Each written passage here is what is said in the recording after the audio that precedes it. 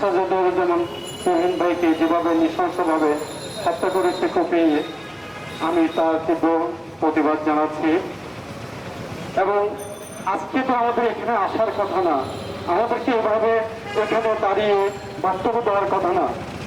তা আমরা কেন, আমরা সাংবাদিক আপনাদের সেবার যেখানে নিয়োজিত, আমরা যেখানে আপনাদের কাজ করব সাংবাদিকরা, আজকে আমাদের আসতে হয়েছে আজকে এই প্রেস ক্লাবের সামনে মানববন্ধন করার জন্য। আমরা কেন মানববন্ধন করবো? কেন?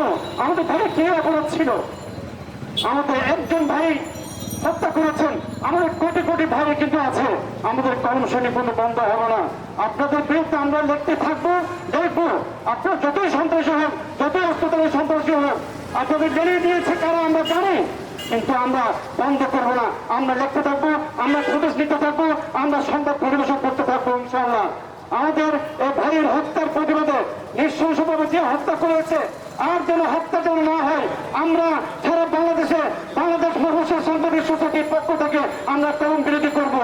আর যদি একটা ভাইকে আমরা এভাবে যদি আমরা নৃশংসভাবে হত্যা দেখি, আমরা কলম বিরোধী নামবো ইনশাআল্লাহ। তীব্র পরিবার যাচ্ছি, আমরা প্রশাসনকে জানিয়ে দিতে যাচ্ছি, আমরা আপনারা প্রশাসন যদি ঠিক না থাকেন, আমি সরকারকে বলতেছি, প্রশাসনকে আপনি ঠিক করেন।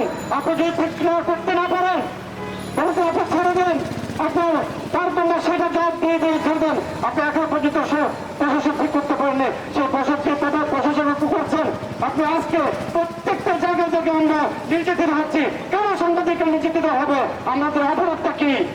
আমরা অপরাধ হচ্ছে আমরা কি আপনাদেরকে সত্য তুলে যাচ্ছি, যে প্রত্যাশী করে আমরা যাচ্ছি, সেই কারণে না আমরা কিন্তু থামবো না। আমরা লিখতে থাকবো ইনশাআল্লাহ। বাংলাদেশ মফস্বল সাংবাদিক সোসাইটি এবং বাংলাদেশ মফস্বল সাংবাদিক ফোরামকে ধন্যবাদ জানাচ্ছি।